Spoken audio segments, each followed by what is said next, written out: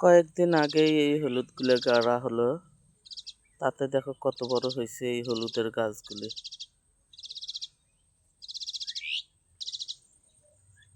আর গ্রামের এদিক সেদিক দেখো কত প্রকারের শাকসবজি। মজার বিষয় একটা, এই পাতাগুলো টাচ না গেলে একদম মঞ্জে যায়। ছোটবেলাতে এই পাতাগুলো নিয়ে আমরা কত খেলাইছি। এই যে টাচ দেওয়ার সাথে মঞ্জে যাবে। আমার বলে ফির লজ্জামতির গাছ, আমার ফির এতই লজ্জা। গ্রাম দেখেন কত সুন্দর ভাইয়েরা, গ্রামের পরিবেশগুলো দেখেন কত সুন্দর, গাছপালা, পশু পাখি সব মিলিয়ে খুব সুন্দর দৃশ্য।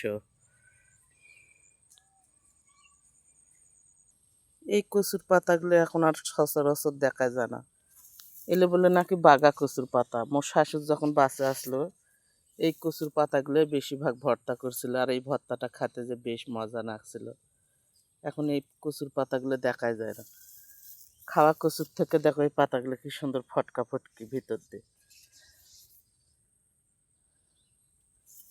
আর এটা গোটাল পাতার মানুষ ধান গাড়ছে, ওয়া গাড়ার সময় এখন।